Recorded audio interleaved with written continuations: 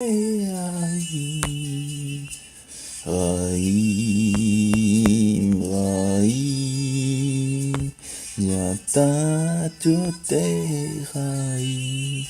Hey guys, so I guess it's running, and I'm running this system. Oh, maybe I should need to actually. Oh, there we go.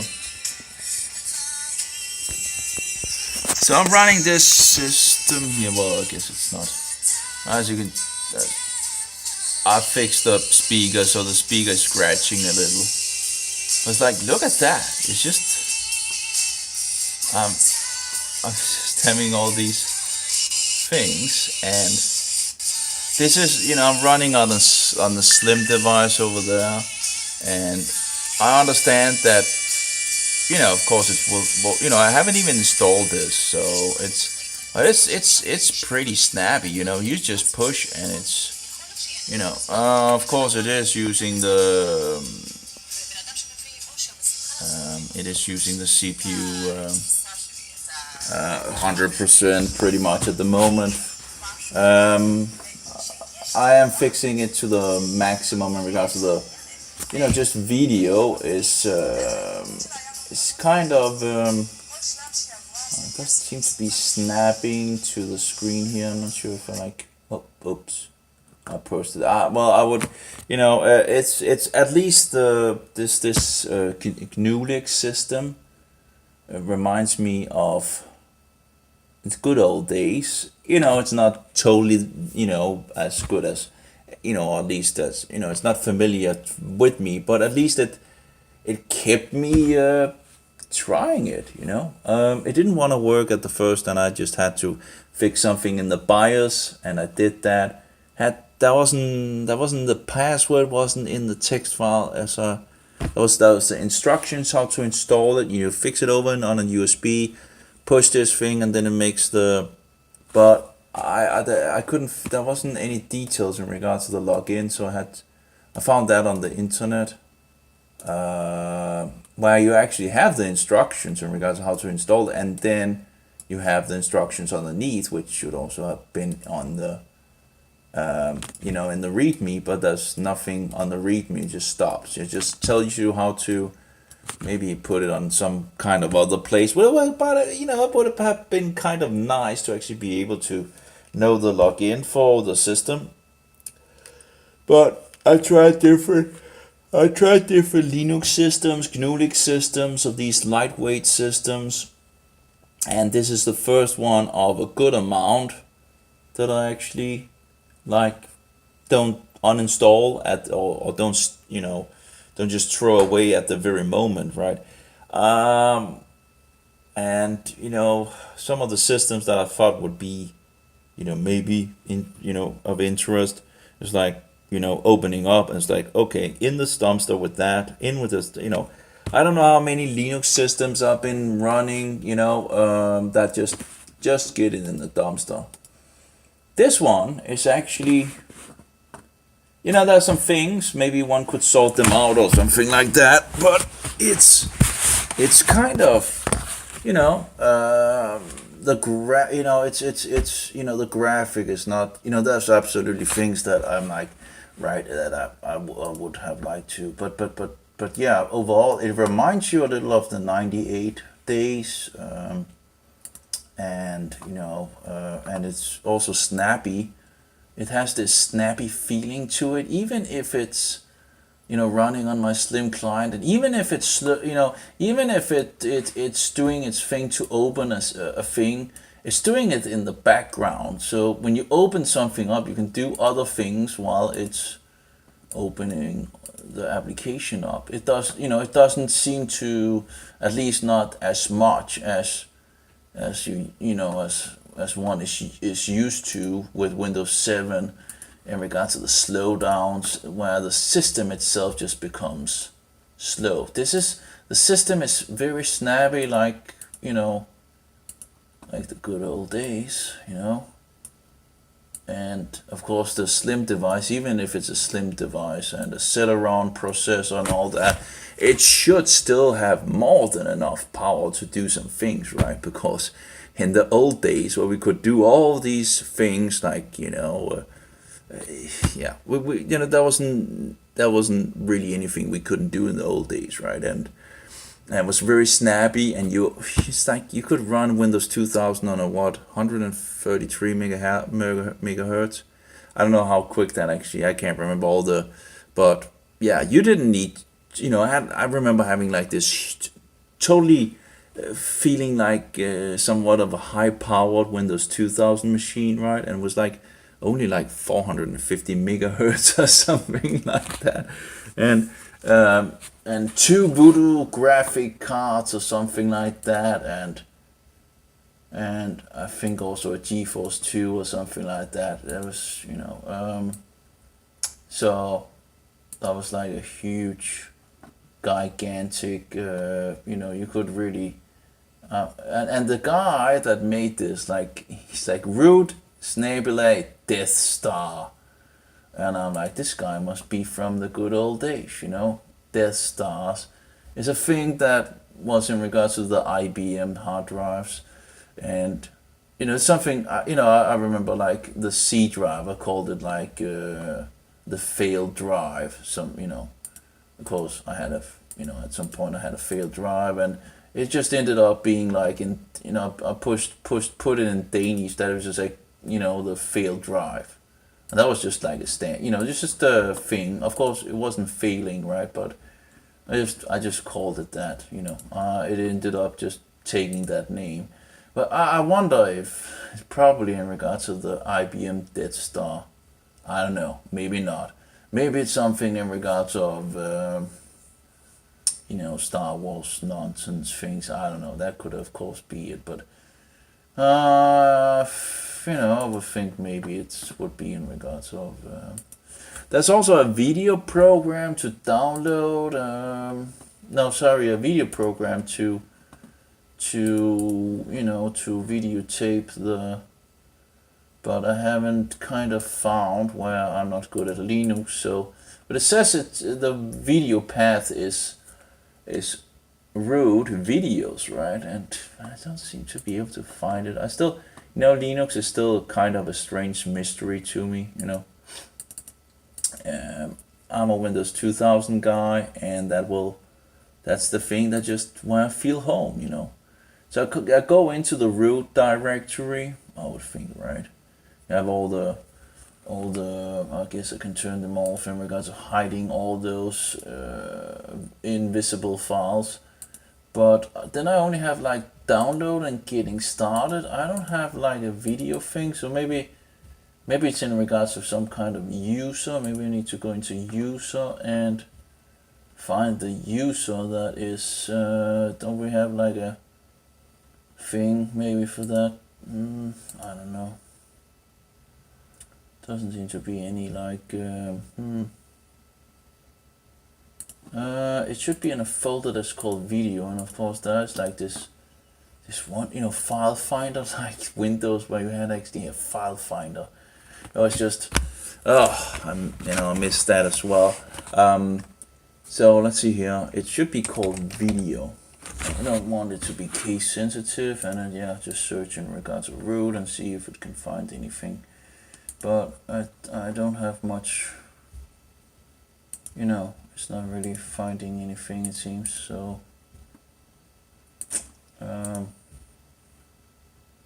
So I don't know how that go. So I haven't installed the system. I've just been running it from the, and it's doing pretty well. At the moment, it's like using a little over half of the CPU, which is like there's two CPUs in one, right? So,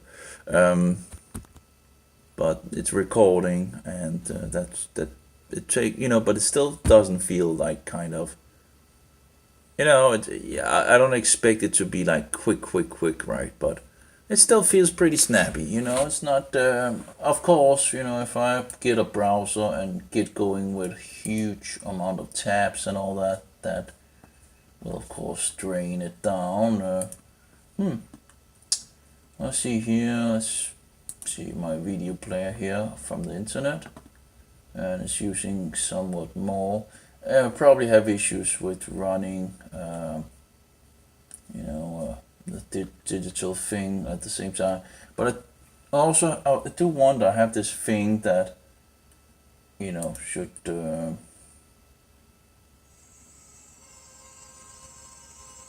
Seem to be. Oh my, that was the.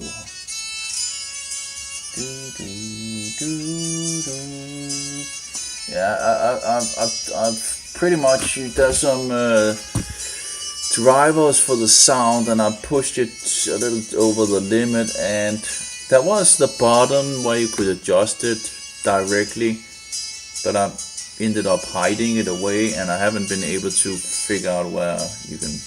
There's most likely an option for that somewhere, but I haven't been able to find it. But now it's recording, it's playing. Well, there's no video here, that's just but there's some animations in some pretty hardcore it's everything takes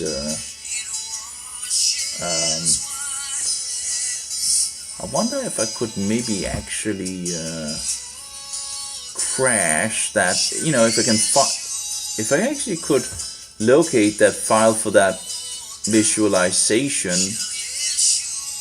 maybe I could just make it not load and thereby get some speed.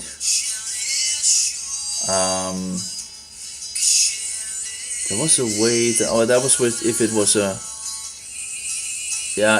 if it's like an MP4 file where there's an MP3 file in, but it doesn't have any video. That'll be a way to actually do it, if I don't want it to be so it doesn't have the video file, but it only has the, at least it would give some speed. Of course you wouldn't get the animation, but really,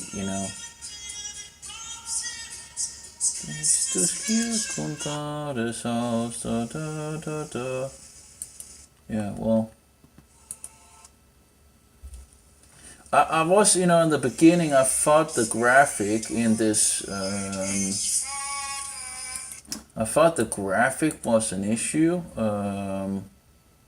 but, I went in and then I opened the video player, and I'm not sure if it was doing things in the background in regards to the video, but as, I opened the video, and then all of a sudden the graphics just worked, and I haven't had any issues. So I wonder if it's like sorting things out in the background and just need to give it a little more, a little time. There seem to also be some graphic issues when you're logged in. I thought it was actually on purpose, but then I got into the system and I could see, okay, that's not on purpose. But I guess it might have sorted it out. There's different themes as well. And apparently that can also move a little around with the closing of things. I haven't tried them all, but there's, some are absolutely more to my liking than others. It's an interesting system, this AbsoluteLive-20220825. It's absolutely an interesting Linux system, I think. I don't know, I probably was looking for systems that doesn't use too much. The LAN drivers were working out of the box. Pretty much everything was working out of the box. The updating had a good amount of files. The updating found 280 files. And I must say the system overall has a lot of different, it has a lot of, you see 280 upgraded, 0 reinstalled. So you need to get 32 megabyte, slash whatever and all that. After unpacking, okay, and you can say okay, and of course it begins to do. And while it's doing it, which actually also is interesting when it's downloading, sometimes you get this very specific information about how much it actually is downloading, and it's very smooth. Here we go, like download rate. It's just jumping up and down and up, very smoothly, very smooth. Very responsive. it's feeling, you feel the snappiness. Oh, that's like a loading icon. Oh, very nice. Now, of course, the resolution is not that big, but that doesn't really matter if if you still can see things, the graph, the text and all that, and it looks pretty good. I don't know if you installed it, you might be able to run in a bigger resolution. I'm not sure, but yeah, it's pretty snappy. It's actually pretty nice, and the menu is pretty much a little like Windows 2000. It's not totally like it, but it's at that way where you don't all have all this graphic nonsense. You have like shutdown, reboot, logout. It's just very nice and neat. Like Windows 2000, pretty much. So it's hard to complain. Although again, of course, the menus are foreign to me, and a lot of the applications are foreign to me, but it feels snappy. Even now I'm downloading things, and regardless of the drivers, right? Although it doesn't really matter because it's running from the USB, of course, and it's probably just going to throw them away when I turn it off, right? But yeah, but just trying to use the system, and as far as it goes, I'm pretty impressed. It's looking pretty good. This is just the first system that I actually was like worth trying out further. Although I was thinking a little giving up when I couldn't get it to run the first time. I was like, okay, maybe I should just throw it out and just move on. But I just thought, probably in regards to the BIOS thing and all that, let's just go in and set that to old system and all that. And lo and behold, now the other Linux versions didn't have any problem with the BIOS thing, the setting that it was on. Every single other Linux version didn't have that problem. But it doesn't really matter. Just a BIOS setting. As long as you know it, of course. But yeah, it's still recording, it's downloading things, and the CPU is, I guess, around 80%. And it seems to be pretty possible to just use the GUI, There's a lot of options, and there's a lot of things where I have no, the added remove software, I'm kind of lost because there's so much.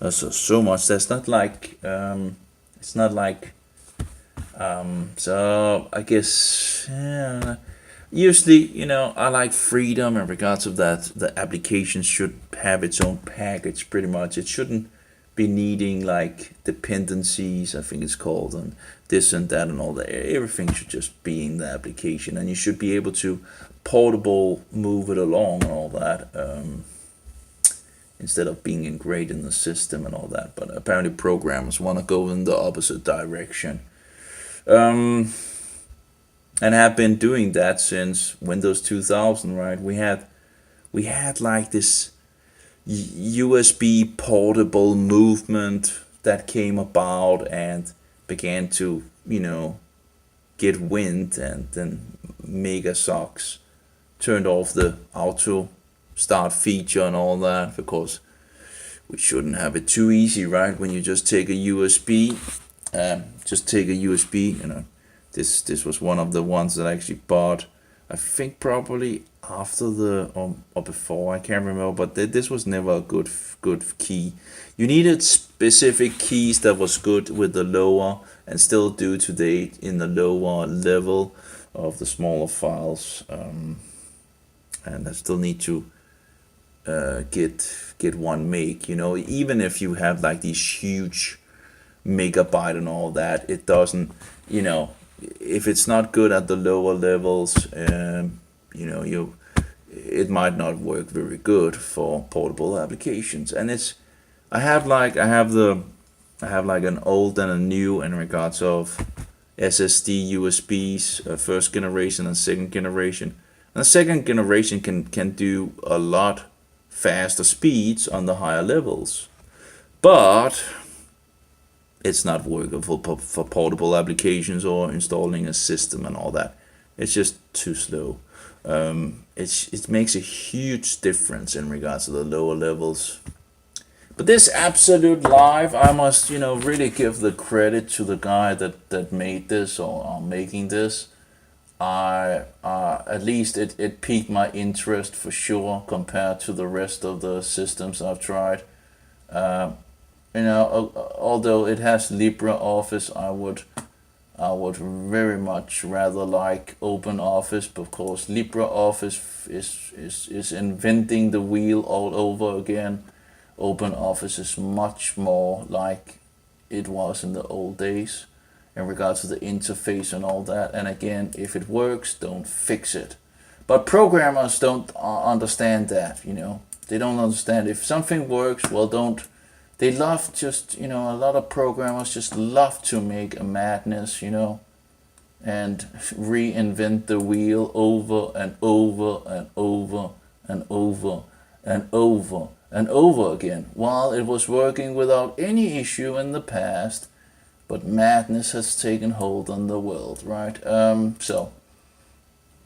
But I would rather, maybe one can install it on, probably, most likely, but I'm not sure if OpenOffice is in the, add and remove software, I don't know.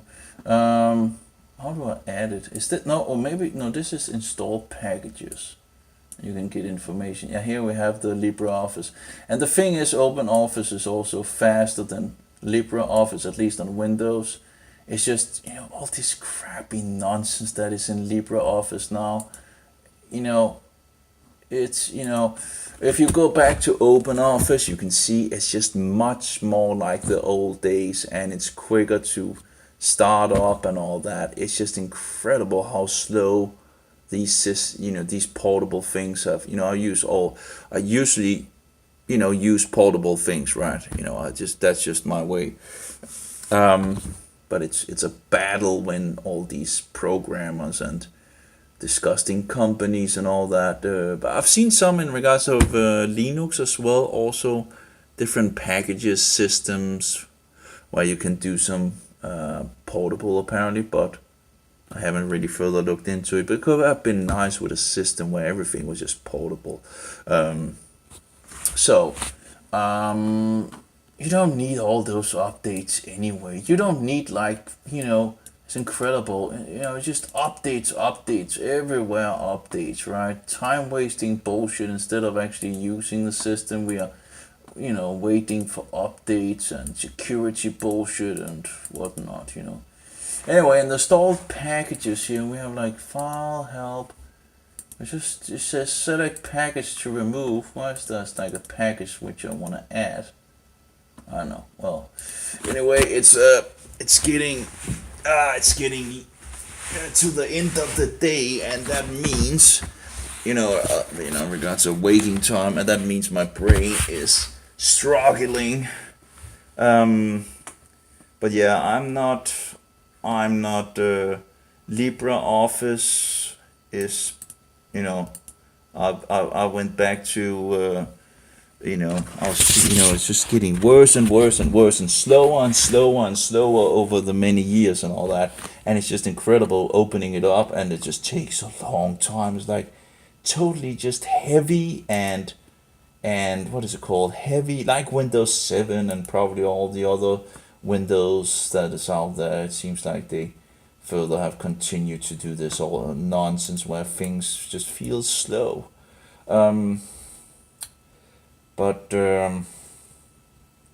Yeah, so the same thing with LibreOffice has just become totally sluggish, I think would be it's not snappy, it's the opposite of snappy. It takes forever to load, and the interface is bullshit. Why not keep to the same interface?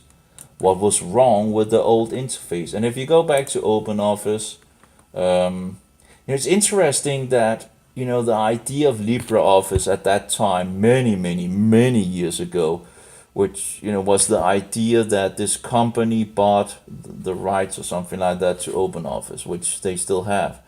And people were afraid that they would lose control over the product, and that this company might destroy it or something like that. And rather, it's actually the opposite that has happened. It's actually the LibreOffice that has just totally gone in the wrong direction, and OpenOffice that pretty near, not totally near, but pretty near is the same interface and works the same as it did in the old days. So, the thing that LibreOffice actually was made to, actually is the very group that just totally gone into absolute madness. So I would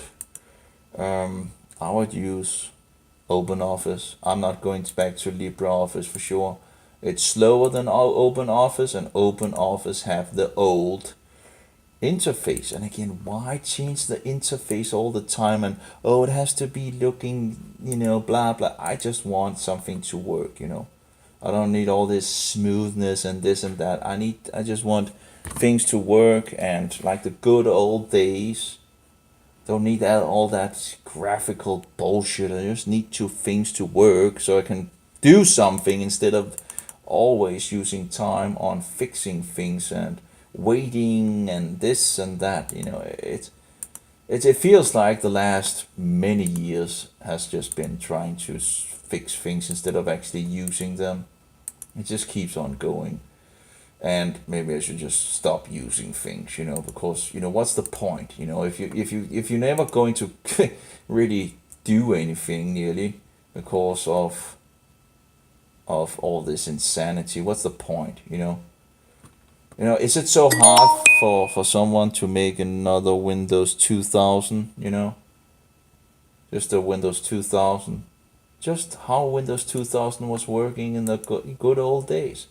I don't need anything else. Windows 2000, that was the best system that Megasox ever made, And yet, are they going to make something like that again? Nope, of course not. Well, why? Of course not, because they're run by the devil, And the devil doesn't want something that is as good as Windows 2000, right? That would be absolutely havoc, that people could actually do what they wanted and not have all these nagging pop-ups and blocking of because we need to security and whatnot and bullshit and this and that. It just went the wrong way. That was still things that could have been improved in regards to Windows 2000, right? But it is still not that it was pretty near perfect. But that could have been some improvement, and yet that was not the direction. Like for example, installation of drivers, of course, in regards of making that easier. But although usually had some time fixing the drivers, and then it was done, right?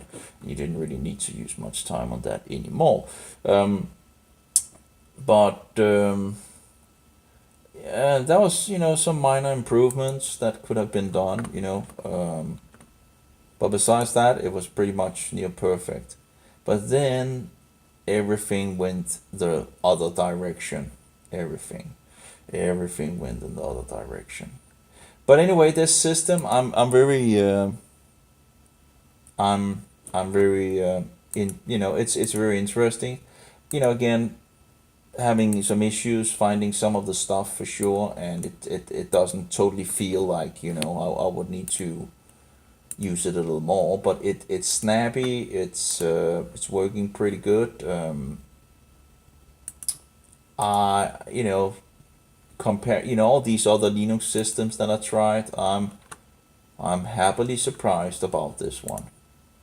It's like installing one after running them, And I was like, okay, that's, like one after another, out with it, make a new one, because I have multiple, or had multiple ISO files. I still have a good amount, but I had like multiple ISO files of that I was trying, so I could delete them or keep them or whatnot, And I've deleted a good amount already, and then I come over this one, and it's actually, still pretty big, in regards of what do you call it? It's still pretty big, but it's still snappy, and it has a lot of applications. You have huge amount of different applications. A lot of the things I don't know, we're turning off. But anyway, in regards to the developer, yeah, very nice, very nice.